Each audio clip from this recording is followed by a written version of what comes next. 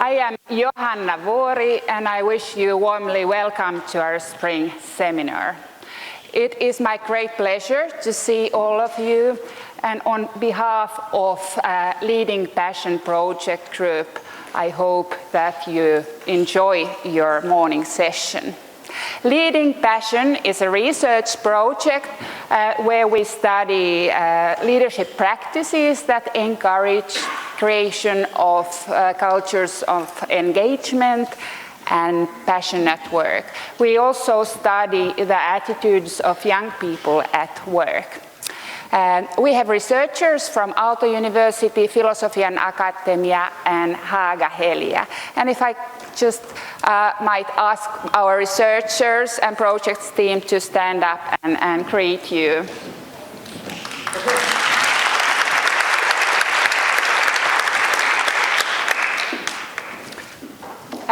Today we have 4 speakers, and after 2 speakers we have a break for refreshments. Our seminar will be live streamed, and all the materials and video lectures will be found on our website www.leadingpassion.fi next week. You are encouraged to tweet, and after presentations, I take questions from the audience, and if we have time, also from the tweet fall. After the first presentation, we switch into Finnish language, and you can also ask your questions in Finnish or English if you like to. We are working together with 4 companies or organizations: Suomen Economit, Santander Consumer Finance, Pipelife Finland, and Clear Channel Finland Limited. We are all represented here, and we have a speaker who is the chairperson of our steering group, Kimmo Kedonpää from Pipelife Finland. Our project is for 3 years and funded by all the partners and Finnish Innovation Fund, Tekes. When we started the research proposal last September, we had 2 dreams. One was to invite Richard Ryan to Finland and talk about self-determination theory. The second dream was to rent an auditorium and invite so many guests as possible to listen to him. Both dreams came true today. You are here, Richard Ryan is here, and I believe this has been a dream of Alvar Aalto too when he designed this beautiful auditorium. I'm sure he would love to see engaged scholars and practitioners sharing insights and learning something together. Richard Ryan is the creator of self-determination theory together with Professor Edward Deci. Richard Ryan works at University of Rochester in New York as a professor of psychology. He has also a professorship at Australian Catholic University. He has more than 250 scientific publications and has given keynotes and other presentations in more than 80 universities around the world. Today he is in Finland, in Espoo, with us. We welcome Professor Richard Ryan.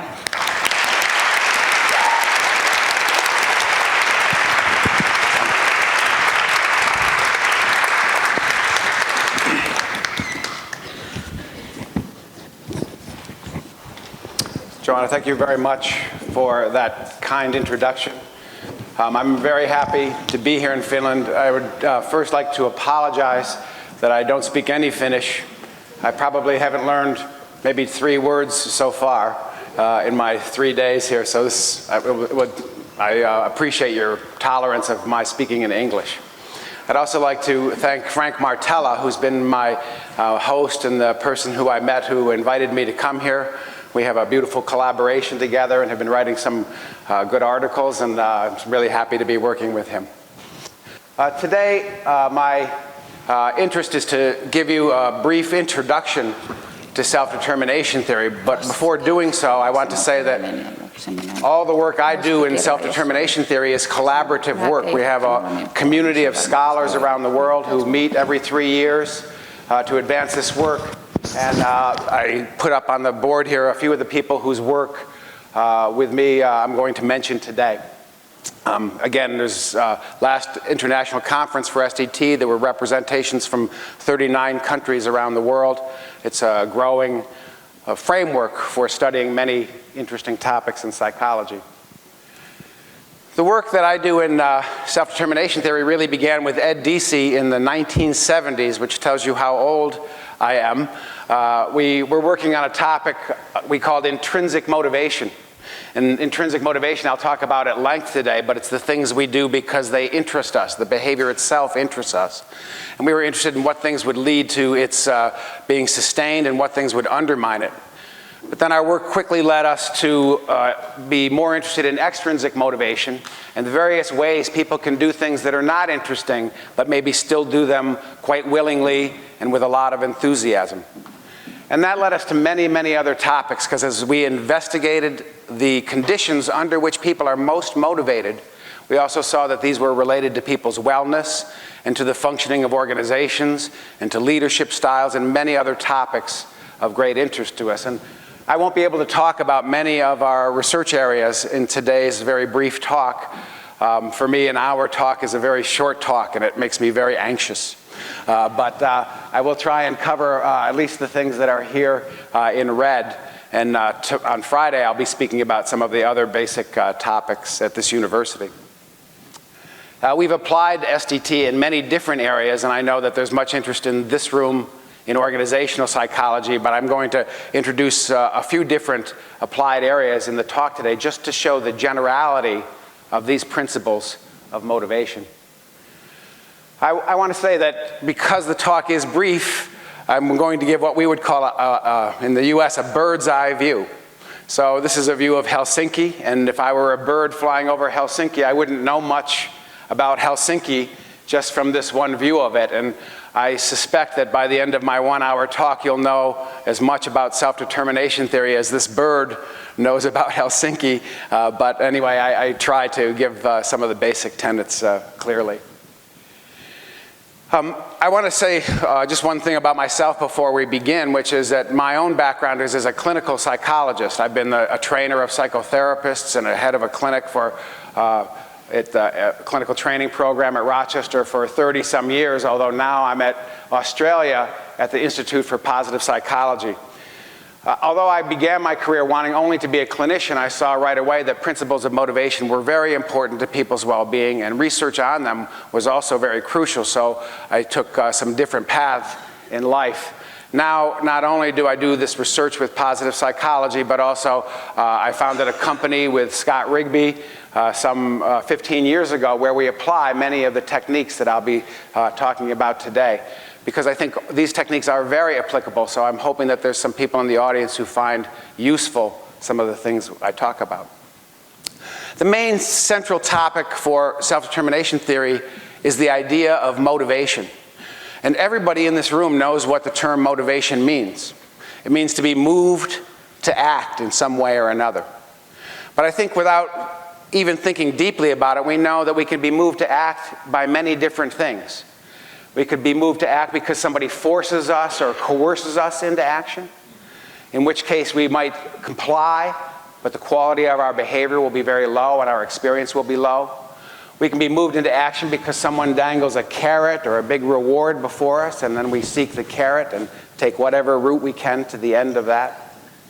We can also be moved into action because we're deeply inspired by an idea or a cause, or we can be moved into action even because we find something interesting and we're just curious about it. All of these are forces of motivation. And a central idea in self-determination theory is it's not just how motivated we are, but what is motivating us that makes the biggest difference in terms of the quality of our behavior. Now, when I grew up in the field of psychology, this was the view of motivation that was the dominant view of motivation. And I will argue with you today that this is a very convincing and correct view of motivation under the conditions in which it was studied. So the Skinnerians and the operant behaviorists that I worked with when I was young knew that if you had an organism and you had control over its environment and the rewards and punishments that could befall it, you could control a lot of that organism's behavior. Not everything, but you could make it do almost anything you wanted it to do. And I think this, as I say, it's a correct theory, but only under the conditions that it meets. The problem with the theory is not that it's wrong, it's that it doesn't apply, because in our human life, if I'm in a cage, if I'm in your organizational cage and you're applying certain contingencies of reward or punishment to me, and I don't like it, I can leave the cage. If I'm a child in a classroom and the teacher is using motivational techniques that don't fit with my soul, I can disengage and get on my website or get on my smartphone. I can find a lot of ways to walk out of the cage. And so the problem with this theory is not that it's wrong, it's that people have choices. And they will not stay with contingencies of reinforcement that are not fitting for them. And so the field of motivation has changed dramatically over time. We say there's been a Copernican turn in the field of motivation in the last 30 years, not just because of self-determination theory, but really all of the major theorists have understood that the problem is not so much how to control people from the outside, but how can we understand what motivates people from within, and how can we help sustain them on that inner motivation when they make good choices. So this has been a real change in the way that we think about motivation, because it's really about why people choose what they do, and how can we facilitate them staying on course and being engaged in that. Excuse me for a minute. I get very anxious talking in front of people, so I need my water. So in the bird's eye view idea of self-determination theory, this is the broadest view I can give you, which is we argue that there are some basic psychological needs that everybody has, everybody in this room has, everybody in this world has. And when these needs are met, people are most optimally motivated, and they're also at their peak in terms of wellness and experience. And when any of these needs are thwarted or interfered with in a workplace, in a schoolroom, on a sport field, in a parenting environment, in any of these areas, then there's some loss and degradation in the way in which humans function. Now, I'm going to go into these three needs in a minute, but because we have a very strong definition of need, we only have three. Frank Martello, who's working with me, he keeps nominating a fourth one that we're arguing about continuously. We've always argued about how many there are. He's had the most convincing argument so far, but I'm not even going to mention the fourth in this talk. So a need, the way we see need, is something that's essential to an organism's well-being, to its growth, and to its integrity. But I want to say, the word need is an ambiguous term. We use the term need in the US in many ways. I could say, I need a new Xbox, or I need 3 more TVs in my house, or I need a new set of guns. That would be something we'd want in the US. That I could say I need these things, but really what that would show is that I have a preference or a desire for something. We're not using the word need in that way. We're using the word need as the idea of necessity again for something's growth and well-being. We know there are physical needs of organisms. We know, for instance, that people need certain vitamins. They need vitamin C. If they don't get vitamin C, they get diseases like scurvy, as Captain Cook discovered. So when we think about these things, we say, well, it doesn't matter whether I like vitamin C. It doesn't matter whether I prefer it or like it. If I don't get it, I show some functional problems that will result from it. And SET argues that the psyche, the human psyche in its development, also has these fundamental needs. And it doesn't matter whether you value them. It doesn't matter whether your culture values them. If they're not received, then there'll be downsides and there'll be detectable deterioration in the way in which people function. And I just give an example of this. I'm a clinician. We say there's a basic need for relatedness, but many clients might come to me and say, I want no more intimate relationships in my life. I'm done with those. And I believe them because that means they've been hurt or burned or somehow in conflict in the past and they don't want to suffer that again. But I know as a clinician, if we don't find a way for them to find a pathway to intimacy again, they will not be well in their life.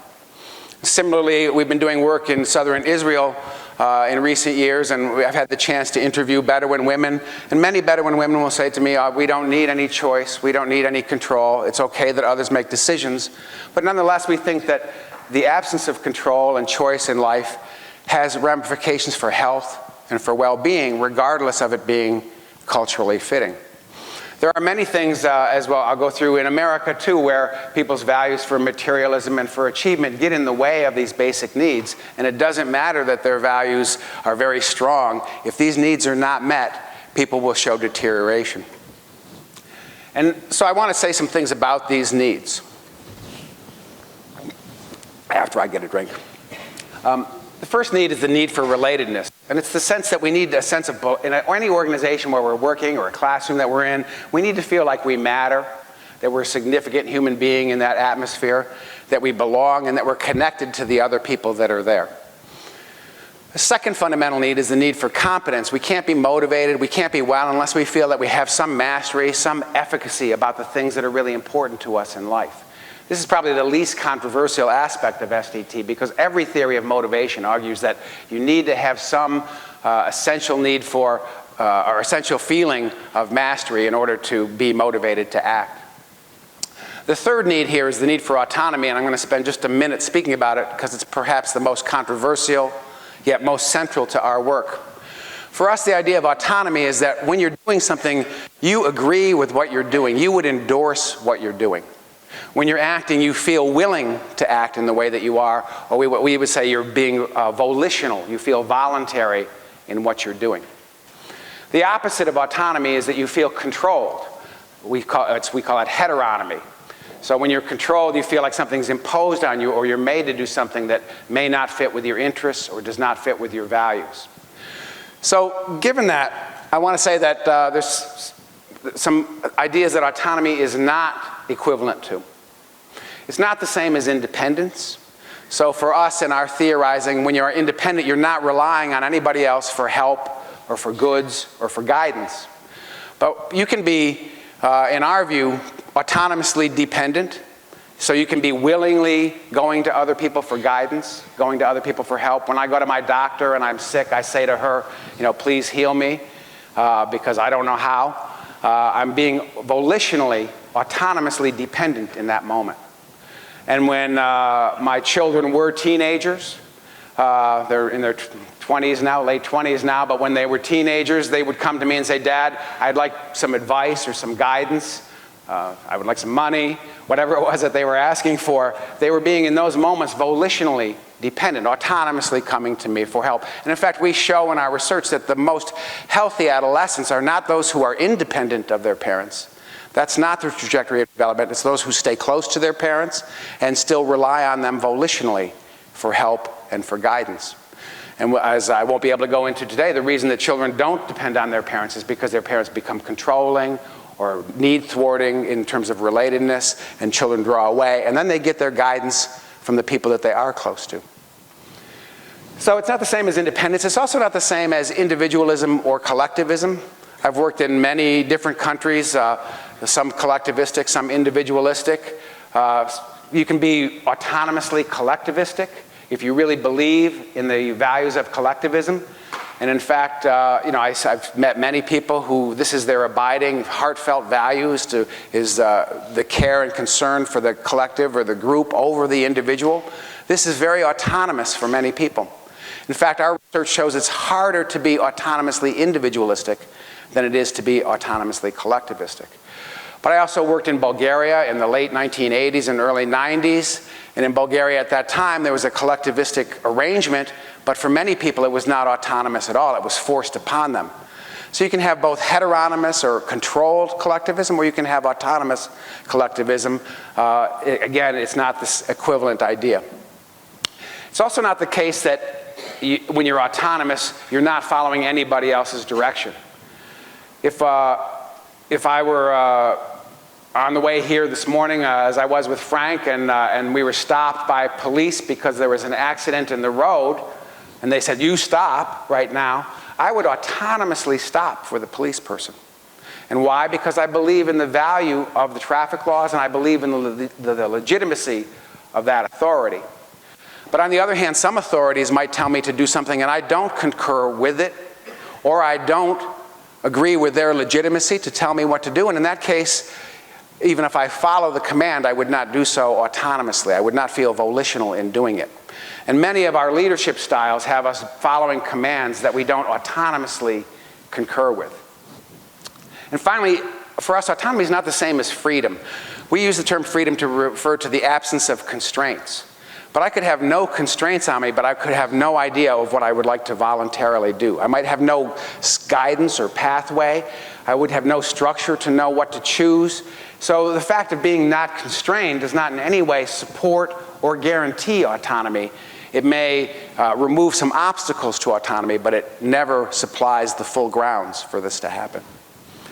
So that said, I want to argue that autonomy is very important for wellness and for people's motivation and engagement in any sphere. And I'm going to talk about two types of autonomous motivation.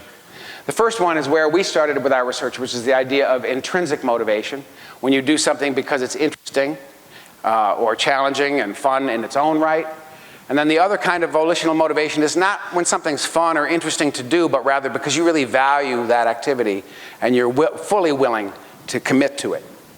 And there are multiple ways to support these forms of volition, and there's also lots of ways to undermine them. So I'm going to begin with intrinsic motivation. Intrinsic motivation, as I said, is when you do something for its own sake, just because you find the activity interesting. The example I like here is this child up in the corner who's playing in the sandbox. He's entirely wrapped up in this activity, and no one has to give him a reward to do it. No one has to threaten him with punishment to play in the sand. He's doing this just because he enjoys the activity itself.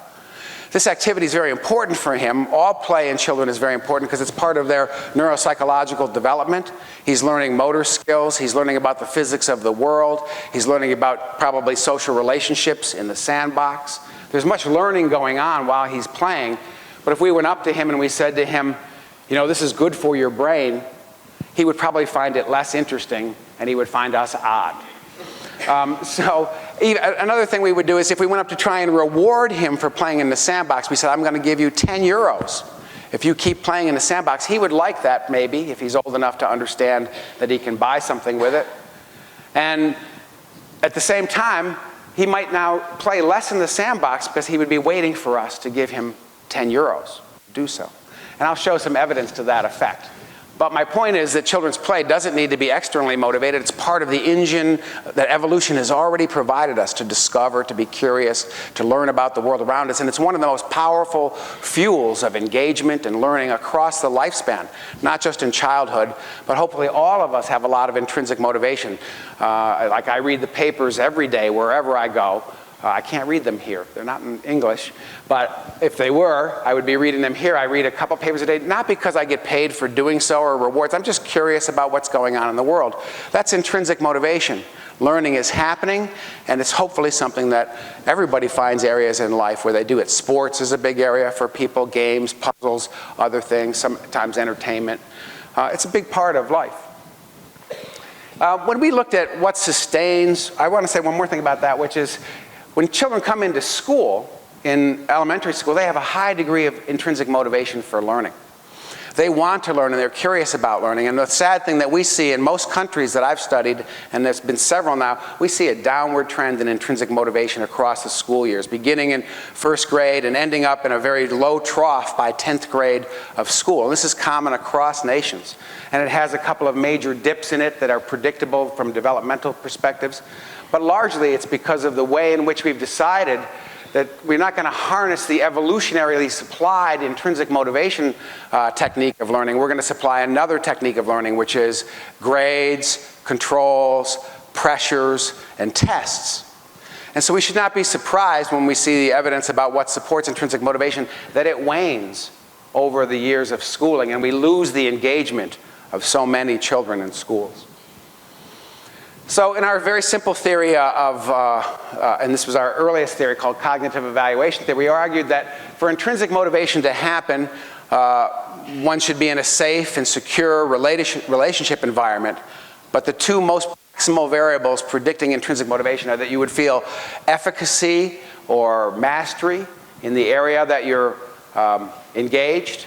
And the second thing is that you would feel autonomy in the area you're engaged. Anything that makes you feel less competent will decrease your intrinsic motivation. Anything that increases feelings of competence will enhance intrinsic motivation. Anything that interferes with the feeling of volition and autonomy will lead to undermining of intrinsic motivation. Anything that increases your sense that this is my activity, I'm initiating this, and I am voluntarily doing this will enhance intrinsic motivation. Now, how do we know this? We've done lots of experiments. We do many of them are laboratory experiments, and I'm going to tell you a bit about how a typical experiment would work. We might bring a person into the room. Let's say I bring this young woman who's sitting in the front here into a laboratory setting, and we're going to expose her to some puzzles or some interesting literature or something that would be highly interesting to her. And we know this because we will pilot things to make sure they're interesting in the first place to most people. And then we might put her under one of two conditions. In one condition, she would come in and we would say, this is the absence of pressure condition. We might say, these are some tasks, experimental tasks that we're trying out in the lab. They're for you to do over the next 10 minutes. Do the best you can on them. And then that would be it. In the second condition, we might come in, we might say exactly the same things to her, but we would add at the end of it, but we want you to live up to standards and we hope that you will excel in your performance at this task. So we're putting some interpersonal pressure on her to do really well at this task. We assume that the interpersonal pressure leads her to feel like we're controlling her activity rather than she's controlling her activity. And as it turns out, that pressure condition will lead her to be less interested in the activity subsequently. And we know this in the following way. We finish the experiment, we tell her we're done, it's over, but we need you to stay here in the room for the next 10 minutes while we go to get the paperwork, or we always have an excuse for why we leave. And then let's say that she was doing a puzzle, we leave the puzzles on the table, and we have magazines and other things, and we say to her, during the 10 minutes you can do whatever you like. You can continue with these puzzles, there's more of them to do, or you could read magazines or just sit, but wait here for 10 minutes. And then in the old days, I would walk around a wall, and there would be a small hole in the wall, and I would watch her very closely, and I would see if she went back to the activity that was the target activity. Now, she thinks she's not being watched, she thinks she's under no pressure, she thinks there's no evaluation going on, so if she goes back to the activity, it would typically be out of interest in the activity. She's still engaged in the activity, and we time how much time she spends on this, and we call this the free choice behavior measure of intrinsic motivation, and it's the gold standard in experimental work in this area. And so what we would find is after putting her under a little bit of interpersonal pressure, she's less likely to turn back to that task as soon as we leave the room. She'll probably go read the magazines. But if we haven't put her under pressure and she's been able to maintain interest in it, she'll want to continue doing those, and then we'll see that she has a higher rate of behavior. Usually then we'll also follow this up afterwards by asking about her interest and her enjoyment of activities, and that usually matches the behavior measure. So across many experiments, we look at conditions that enhance or undermine intrinsic motivation. So for instance, and I just list some of them up there, we might give people a choice over how they go about doing a task. This enhances their intrinsic motivation, or now give them choice over the strategy in which that they use to tackle a task. And that will enhance intrinsic motivation. But if I tell somebody this is the goal that you will have here, or this is the strategy you must use in this task, their intrinsic motivation is diminished as a result of that external feeling of control that undermines autonomy. Even like we would set a deadline on people saying, you need to finish this within the next 15 minutes. And we know the task only takes 8. So the deadline is not an interference with performance, but the very fact of setting the deadline says, I'm the one who's in control of your activity here, and that diminishes intrinsic motivation.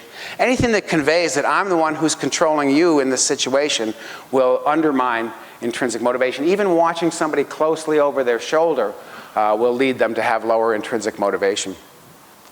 Similarly, if you give people problems that are too easy, kind of boring, or that are way too difficult for them so that they can't feel any sense of competence or growth in it, they are less interested in the activity subsequently. But if you give people things that they can feel a lot of mastery over and where they can get positive feedback, their intrinsic motivation keeps going up for this. And finally, in atmospheres where you treat people in cold or non-empathic manners, you see low intrinsic motivation. If you treat people warmly and empathically, then intrinsic motivation is likely to be higher in any setting. So these experimental findings have been very consistent across time. Perhaps the most controversial one has been the one about rewards, because early on, and it was particularly my colleague Ed Deasy who made this early discovery, which is that when you reward people for doing something that's intrinsically motivated, while they like getting the reward, they're less intrinsically motivated subsequently for doing it, particularly depending on how you've given people the reward. We say, when you give a reward in a way that says, I will give you this reward if you do this, which means I'm the one who's motivating you to do this, this will diminish intrinsic motivation. It's been a very controversial issue in the field, and I'm going to put up a lot of numbers here. And by the way, there's a lot of numbers today. I don't expect all of you to follow those. I put them up just for those who want to. But this is a meta-analysis that was done in 1999. We're just now doing a new one because there's now double this number of studies. But at that time, there were 101 experiments in the literature testing this undermining effect of reward on intrinsic motivation. And across those 101 studies, you can see at the top here, it says a D of minus 24. That's an effect size. It means that there's a weak negative effect of all rewards types on intrinsic motivation. But we don't think all rewards undermine intrinsic motivation, only the ones that feel like they're controlling you. And so if you go down underneath all rewards, the next level is that some rewards are tangible and financial, and those have a little bit bigger D, minus 34, I think it is. That means that they're a little more likely to undermine intrinsic motivation. Because typically the reason we give money or tangible objects to people is because we're trying to motivate them to do something from the outside. On the other hand, verbal rewards, the things in the literature that are called verbal rewards, we would mostly in lay language call praise. So if I say you did a good job at that, that's called a verbal reward, but really it's competence feedback. And we think it mostly enhances intrinsic motivation. And you see here that there's a positive effect of verbal rewards on intrinsic motivation. Praising people enhances a sense of competence and doesn't undermine their motivation. Now I will let you note here that there's two types of experiments where these praising studies have been done. Some is with college students, and when you praise college students on their performance at anything, they believe you, and therefore their competence feelings are enhanced. Children, on the other hand, we praise children a lot, and it can undermine their intrinsic motivation as well as improve it. And why is that? It has a lot to do with the way in which we use praise often with children. Often we use praise to control them. I say, good girl, I like the way you're taking notes here in this class. That's really trying to say, I want you to take more notes, and I want the others to see that that's what they're supposed to do. It's a very controlling form of praise, and it undermines intrinsic motivation. I will say we also get gender differences, sex differences in our studies about the use of praise. When you praise men, they always believe you. They think they're more competent. When you praise women, they think, what are you up to? So they can be undermined by praise. You have to be much more careful praising women. I've learned this over the years. My wife has taught me very well about this. Underneath tangible rewards, you can see expected rewards, the ones where I say, if you do this, I will give you this. Those are the ones that undermine. But unexpected rewards typically don't undermine. If you've done a great job on something, I say, I so appreciate what you've done. You know, here's an extra bonus, or here's a big reward for having done so. I want to show you my appreciation. That's not undermining of motivation because it wasn't controlling your behavior in the first place. So there's no negative effect of unexpected rewards. It's those that are used intentionally to control the other person's behavior. There are many other nuances to the reward effect, but I just want to show you a couple examples of it. This is not my study, but I just like it. It comes from two researchers at the Max Planck Institute. Oh my gosh. At the Max Planck Institute, where they're looking at children, and they were trying to argue that children's helpfulness, their altruism, is intrinsically motivated. And they show that children at a high rate will help strangers. If strangers drop something when they walk in a room, children will pick it up. If something's out of reach, children will help. At a rate of about 90% of the time, children will help. So then they put children under some conditions. In one condition, they just did nothing when children helped. In another condition, they praised them. They said, that was very nice, thank you. In the third condition, they gave them a reward every time they helped somebody in the laboratory. And then some time passed, and then they brought the children back in the laboratory and they gave them a series of opportunities to help again. And what they found is in the neutral condition where nothing had been done, children still helped at a 90% rate, or 89% rate. And when they praised them, because of the nature of the praise was not controlling, they still helped at a very high rate. But those who had been rewarded for helping helped less frequently now than if they had never been rewarded at all. And I suspect that those kids were like, I don't see any reward coming here. Why should I help? So something that was already natural to them was undermined by now taking it over from the environment and controlling it from the outside. There's other ways to show this. This is a study with Ko Murayama. Ko invented a game that you could play inside of an fMRI that was kind of fun. That was pretty unusual in its own right. And what he was, so it was a little stopwatch game. And then in the first condition, he said to people when they came in, there's extra money that we got in this experiment, so we're going to give it to you in terms of bonuses for good performance on this game. So every time you get a good shot of this game, we're going to give you a financial reward. And the other group was not told anything about bonuses. And this is a slice of the brain called the bilateral striatum, and this is the area of our brain where we're very sensitive to reward effects in our environment. And you can see in this session 1, the red bar that's over here, people who are getting financial rewards, they're very activated in this reward area of the brain. But also note that there's a blue bar there. That's the condition where people aren't getting any rewards, and they're also active in this reward area because they're finding this activity mildly interesting. They think it's kind of rewarding in its own right. In the second session, they come back, and of course there's not this extra money that's around, so nobody's getting any rewards in the second session. And if this were just extinction in the behavior sense, then what would happen is the red bar would drop to the level of the blue bar. But it doesn't. You see now that people who were previously getting rewards are not finding this activity rewarding at all. There's very little reward activation in that part of the brain. Whereas the people who never got rewards are still finding this rewarding to do. They're still engaged in the task, and this is shown by the lateral prefrontal cortical slice that I put up here now, which is where we would look for cognitive engagement. We see the same pattern of effects. People previously rewarded are now completely disengaged from this task. Now, there's a lot of ramifications for this. We look in school places, for instance, at teacher behaviors. I'm going to tell you one old study that started many others. We were in a school system in Rochester, New York. We talked to all teachers in the summertime before they saw any of the students that were going to be assigned to them in their class. And we asked them about their strategies of motivation. I say, Frankie is a child in your class and he's been listless and uninvolved and not turning in his homework on time. What would you do with Frankie to motivate him? And some teachers would say I would give him rewards and gold stars when he turned in his stuff, but I would also let him know the consequences of not doing his work. I would keep him in from recess or whatever. They had strategies, but they would be reward and punishment strategies to control Frankie's behavior. And then other teachers would say, well, if Frankie's been uninvolved and listless, something's wrong with Frankie. I need to find out what's going on with Frankie. I need to find out from his perspective what's in the way of his motivation before I can know what to do. We called these latter teachers who took the frame of reference of the motivatee autonomy-supportive teachers. And we called the other ones controlling teachers. And then we followed the children in their classroom over the next year. It was a longitudinal study. But this is just the correlations 5 weeks into the school year. By 5 weeks into the school year, if you were in a classroom of a teacher who tended to use rewards and punishments as a form of motivation, you're less curious about schoolwork. You're less wanting hard problems. In fact, you want easier problems to do.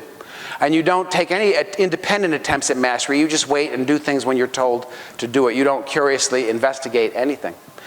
And the opposite is true if you're in a classroom of an autonomy-supportive teachers. In fact, our longitudinal data shows that you go both ways.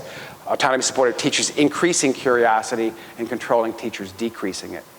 What's striking to me as a parent and also as a clinician is 5 weeks into the school year, controlling teachers were already having a negative effect on children's sense of cognitive competence. They felt less good as students.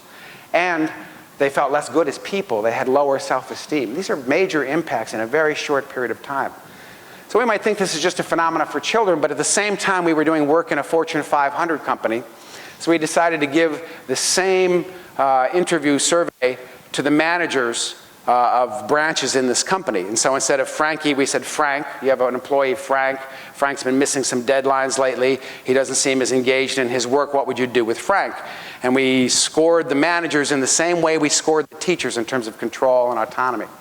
And these are the relationships that we got in that Fortune 500 company between the manager's control orientation or autonomy orientation and employee attitudes. If you had an autonomy-supportive manager, you had more satisfaction with your supervision, a lot more sense of empowerment, of course, because that person's listening to you and cares about your voice. You were more this was really interesting to the company, they were much more satisfied with their current level of pay and benefits, whereas the ones who worked for controlling managers were dissatisfied with their current level of pay and benefits. And of course, this is true of all of us. If we're going to work in a place we don't enjoy and we're not engaged in, we want to get paid for doing so. That's the meaning of that result. And there was a lot less trust in the corporation if you had a controlling manager. Overall job satisfaction as well. So it's not just a phenomenon for kids, it's for all of us, because nobody likes to work under control. We look at this in sport domains. This was a study that I was able to do with Kimberly Bartholomew and others in England around 2011, 2010. We were looking at athletes from club level all the way up to elite level in England, and we looked at the controlling versus autonomy-supportive style of coaches. And if you have an autonomy-supportive coach, you have higher relatedness with your team, higher feelings of competence, higher sense of autonomy for the sport, and that's associated with more positive affect and less burnout. And the opposite is true of controlling coaches. And with the elite athletes, before they went to practice, we took a mouth swab. We took just a Q-tip and took a swab from the inside of their mouth so we could do an assay on secretory immunoglobulin A. And this is a protein, or it's an immunoglobulin that you secrete in the mucosa when you're under stress. And what we found is that those athletes who were under the leadership of a controlling coach were showing a lot more of this protein before they went to practices or scrimmages, showing the thwarting tendency of controlling coaches.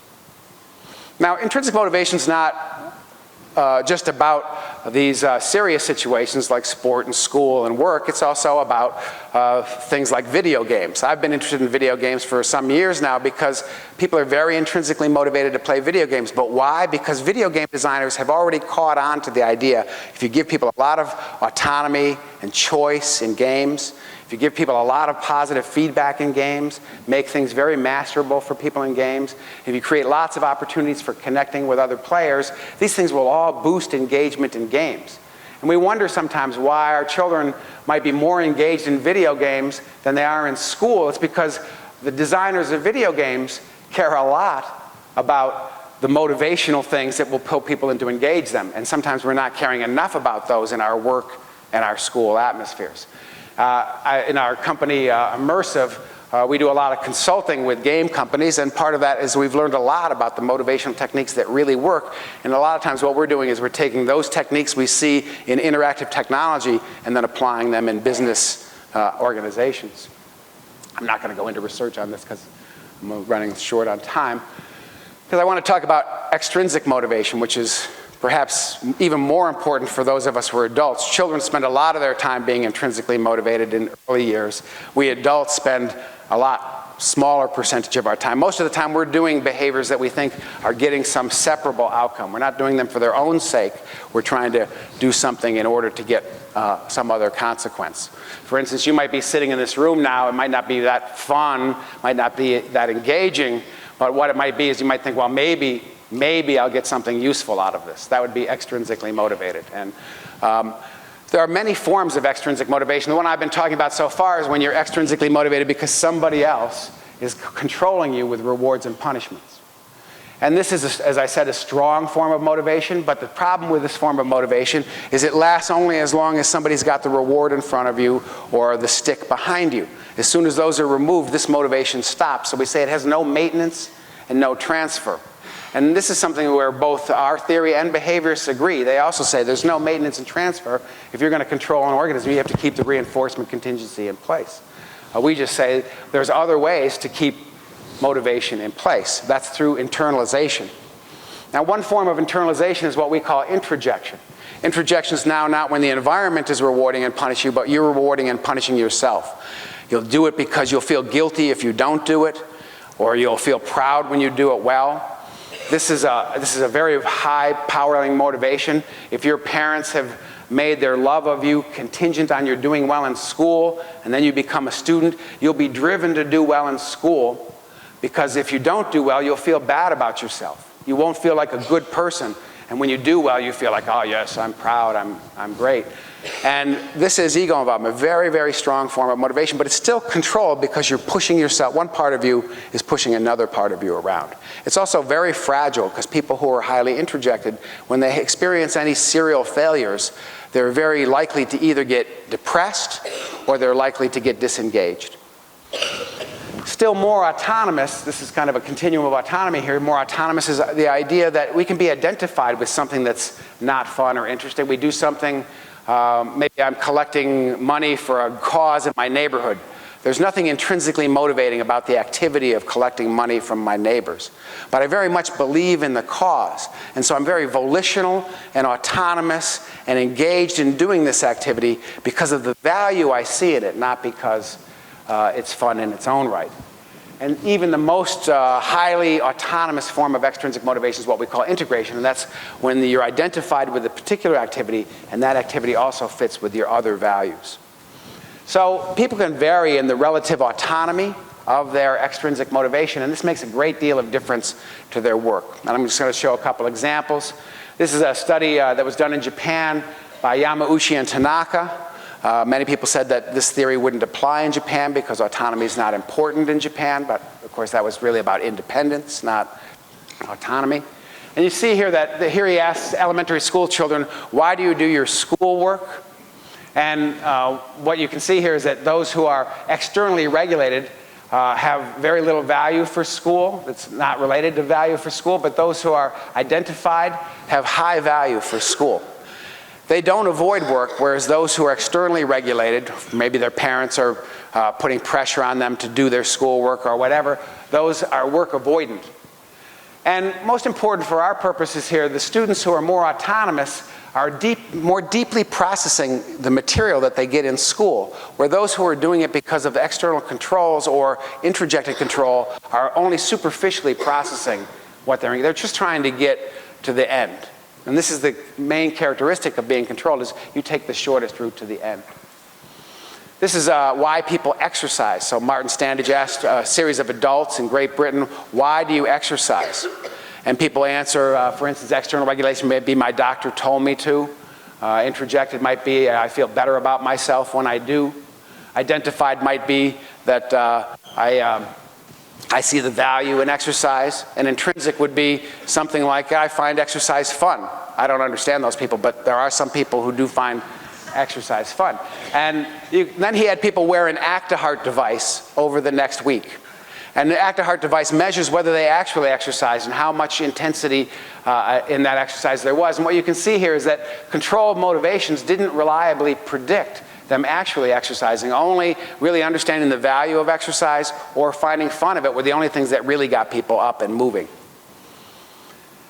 This is a work example, and it comes from a recent study by Guntert, and it was done in the Swiss insurance industry.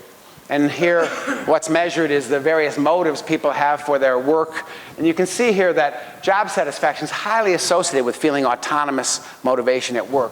And it's negatively associated with feeling externally regulated, that you're doing it for the money. And turnover intention follows the same pattern. People who are autonomously engaged in their work don't have high turnover intentions. Those who are doing it for external regulation reasons do. And in terms of civic virtue and altruism within the organization, you see again that those are associated with the autonomous forms of motivation. So there's lots of good things about being autonomously motivated. It leads to greater engagement, better performance, better well-being, more vitality and energy, which I haven't shown here, but we have lots of evidence on that. So we want to think about how can we promote that intrinsic motive, that more autonomous form of motivation. How can we move people over to the right-hand side of this continuum? And we go back to our bird's eye view of the theory here. We say you do that by enhancing their feelings of autonomy, by enhancing their feelings of relatedness, and enhancing their feelings of competence. Now I want to say some specifics about what that looks like. What does an autonomy-supportive leader, parent, or teacher look like? The fundamental issue is taking the other person's frame of reference. The bedrock way we support other child's autonomy is first understanding their point of view on a situation. If I'm going to ask one of my employees to do some arduous task, I want to know how are they reacting to it and what's their perspective on the doing of it. What obstacles do they see? I want to appreciate what it means for them to be put in this position of motivation. Similarly, I want to encourage them to be reflective about it, to take interest in what's going on, and so for them to be aware of what's going on in their own motivational engagement. I want to give them as many choices as possible in terms of how they go about their task or how long they take at the task, as long as that's not something that's already constrained. And if I must constrain this, which is often the case in organizations, especially in our industry in immersive, we have very strong deadlines. Our deadlines are, technology companies want things to yesterday. They give you a new assignment, they say, I want that by Friday. And you have to have it if you want to keep your customers. So we have a lot of strong demands. So if I'm going to make strong demands on my employees, I also need to give them a good reason why we have to meet these demands. Nobody can be autonomously engaged in something unless they have a good reason for doing so. And so giving a reason, sharing with them the pressures, sharing with them the issues that are going on so they can be on the team and in purpose with us as a team, that really helps engage autonomy. And I can't tell you how many organizational consultations I've been in where managers or leaders or teachers tell people what to do and never tell them why or why it's important or what it means.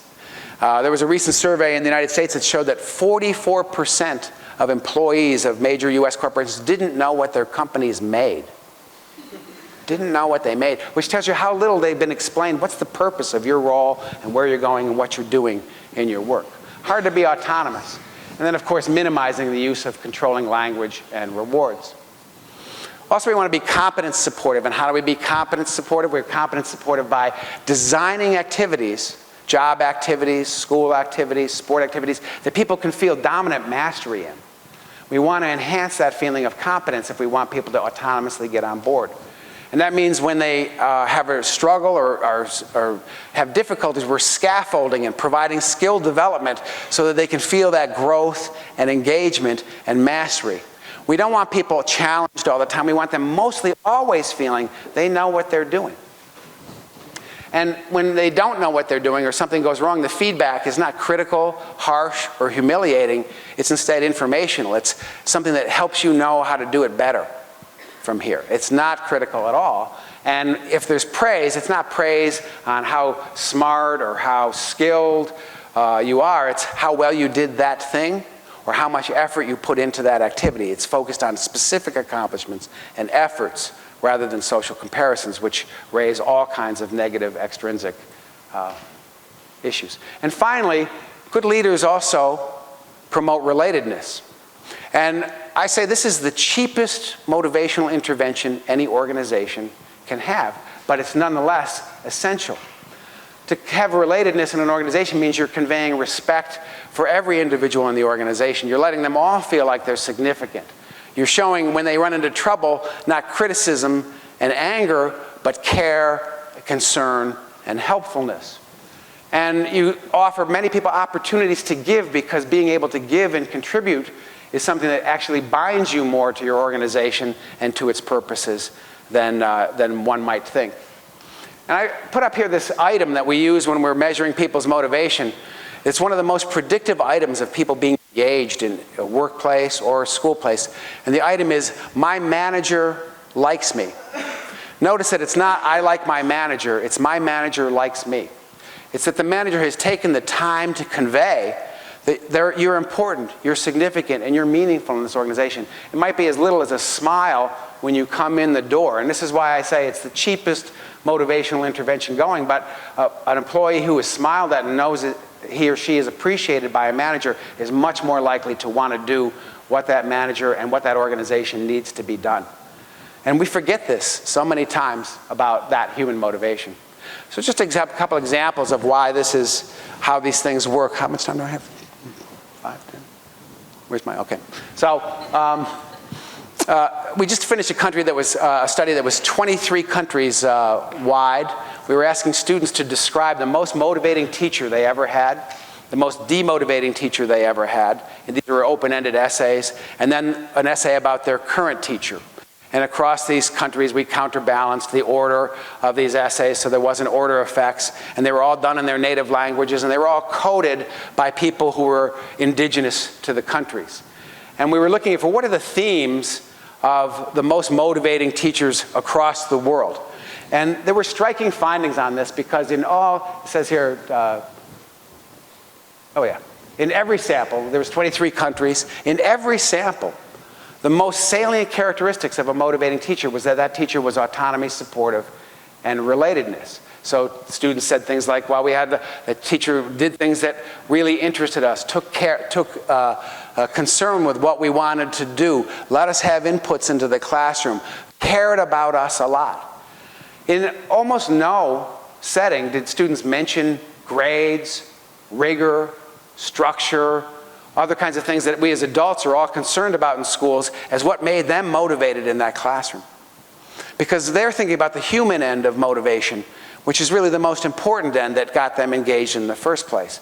And for demotivating teachers, you see that these are the things that are really missing. It was always the critical, controlling teachers that were the worst teachers that one ever had. In the medical sphere, we look at the same thing. We can look at doctors and how they treat patients. This is a study of people complying with medications. We had about 100 people with a chronic disease. They went in for a prescription from their doctor, and then they came out and they were interviewed about whether the doctor was autonomy supportive, or they were surveyed about whether the doctor was autonomy supportive or controlling in the prescription interview. And then we followed whether they actually took the prescription as prescribed. And there were several ways of doing this, but one way it says up there, 2-day pill count. That means that we called these patients on the phone 2 days after they got the prescription. We said, could you bring the pills to the phone? We want to make sure you have the right amount. And then they poured them out, and we said, count the number of pills. And we looked at how many pills were there compared to how many should be there. And we did the same thing 2 weeks later, again, unexpectedly to the patients, to look at how accurate they were in taking medications. And you can see that if they had an autonomy-supportive physician, they were more likely to have an accurate pill count on those days. And they were especially more likely if they had autonomous regulation, if they had autonomous reasons for engaging in the pill taking. In fact, it predicted over 50% of the variance in this very simple prescription taking behavior. So we use this in terms of interventions in mental health, and we've had randomized controlled trials in many different areas. We've done randomized controlled trials on smoking, physical activity, weight loss, showing in the gold standard of the medical literature that autonomy supportive techniques really work to increase people's adherence and compliance to medical regimens. In the work environment, we apply a very similar model. Our idea is that the central things we're concerned with in the work environment are, I'm going to try this thing. No? Oh, there it is. This are the development of autonomous work motivation and need satisfaction at work. And many things contribute to this: job design, the challenges in the job, the sense of choice and voice in the work, goal clarity, the nature of the pay scheme, what contingencies are there, the kind of relatedness in the organization. These things will all predict this.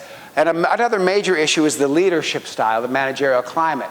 And when you get high degrees of autonomous work motivation and need satisfaction, you get more performance and organizational citizenship, better well-being, more trust in the company, and higher job satisfaction. And we've done this in many, many studies. This was one of our earliest studies. It was with stockbrokers on Wall Street. These are people who made a great deal of money, and people would say, oh, they don't care about their work environment, they just want to make money. But that's not true. Stockbrokers are just like the rest of us, even if they make a lot more. What we showed there is that their experience of autonomy support from their manager had a big deal of predictive value for their need satisfaction at work.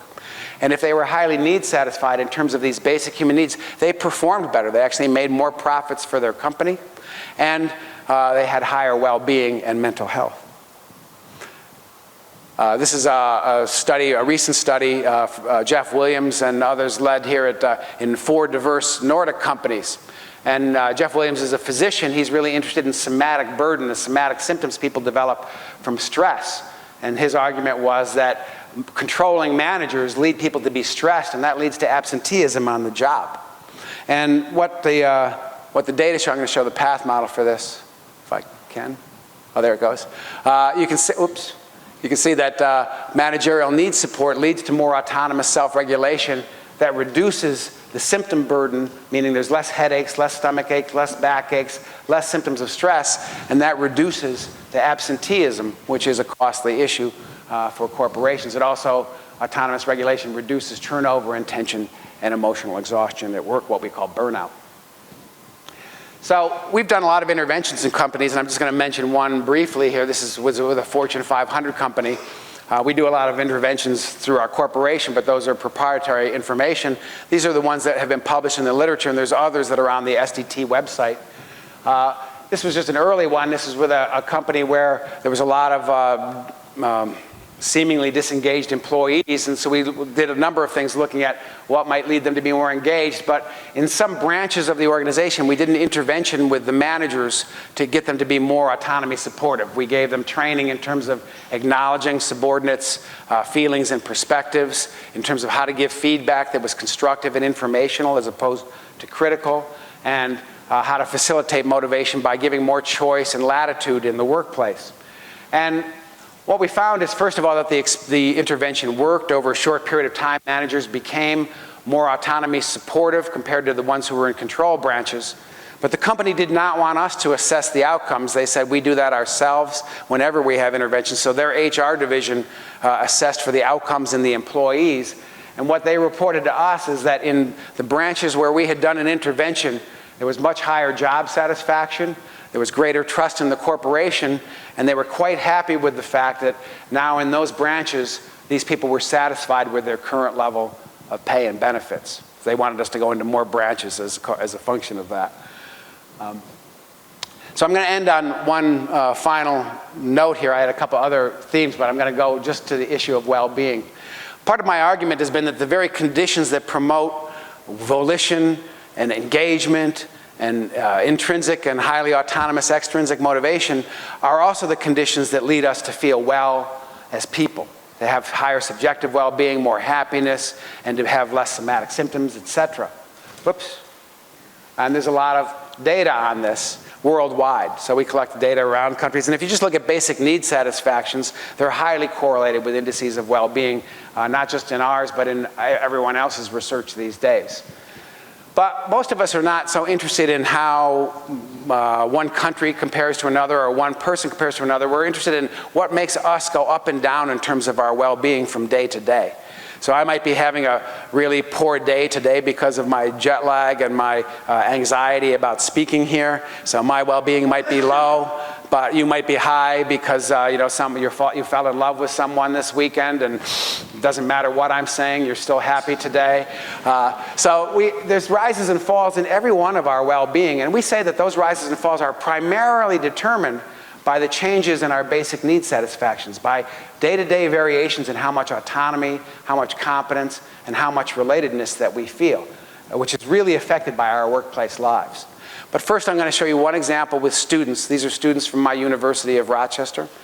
And this is their positive and negative affect traced across the week. And you see a pattern here, which is on Monday, Tuesday, Wednesday, and Thursday. They have a kind of moderate positive affect. And on Friday afternoon, really, it starts to shoot up. And it stays high across the weekend. And then on Sunday evenings, it starts to go down. We trace these things multiple times a day, and you can see that there's some trend there. So something's going on in this trend that we don't understand, and we need more science to really look at. But we think weekends have something to do with it. And the same is true for negative affect. But if you look at weekends, why are weekends high? It's not because students at my university, which is a very high-pressure university, are not studying and not working. In fact, they report a lot of hours of work on weekends. They're working where they want to. They're working with the strategies they want to. They're sitting with the people that they like.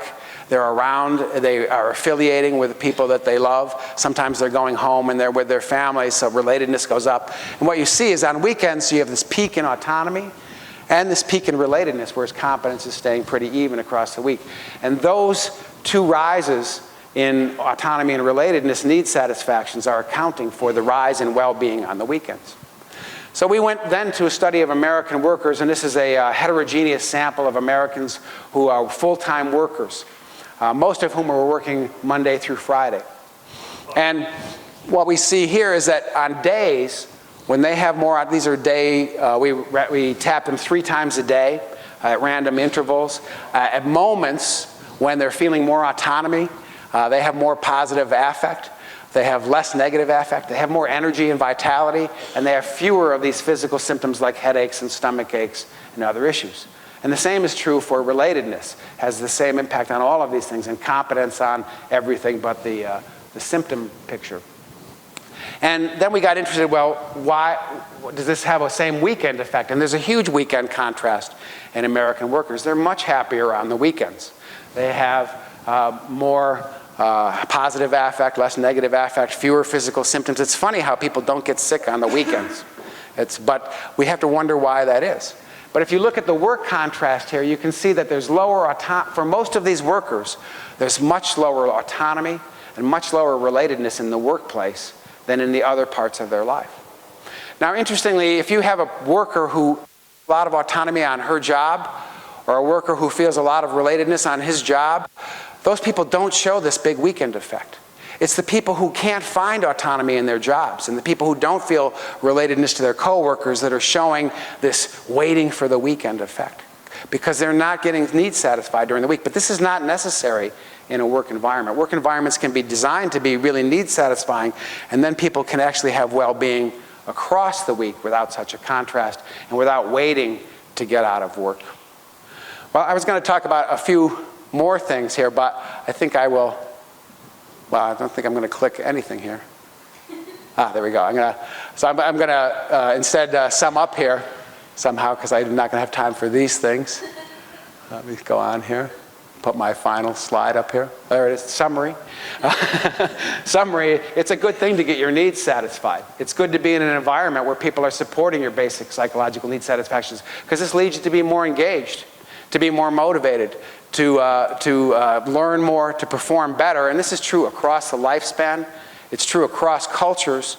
And it's true in every setting that we have been able to investigate, which is why we call them universal and basic psychological needs. And we so often forget them as the fundamental tools of motivation.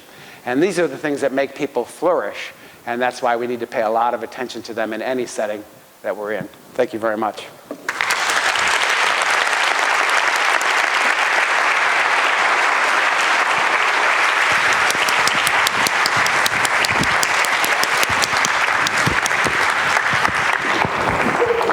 We are happy because you are here, so that makes us happy. So I'm happy because I'm done. So thank you so much. So we take 2 questions. So who's the first?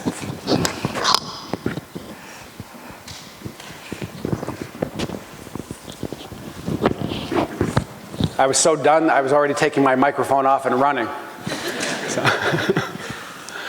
I'm not intrinsically motivated to give speeches. I do it only because it's autonomously, extrinsically motivated, and introjected. It's highly introjected as well. So, you did a great job. Thank you. Regarding praise, what would be your take on the authenticity of praise? Yeah, I think it's a great question, because when we're being inauthentic in praising someone else, it's because we're trying to control them or manipulate them.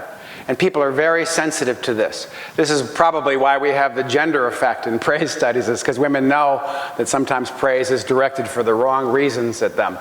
But in more generally, we all know that sometimes people are praising us because they're trying to get us to do something. And to the degree that we sense that it's a controlling force on us, then it's actually undermining rather than enhancing. So praise has to be authentic. And then I also would add that it needs to, partly what makes it authentic is it's specific. You're not praising somebody in some general terms like what a smart guy you are, but rather, it's really cool what you did right here. Or this thing that you did was pretty innovative. Those specific kinds of praises actually feel authentic because they connect with something you've actually done. So we say that, if you have done something, it should connect with the efficacy that you or yourself were experiencing. So I think it's a very good question. Thank you. Yeah. Second question, please.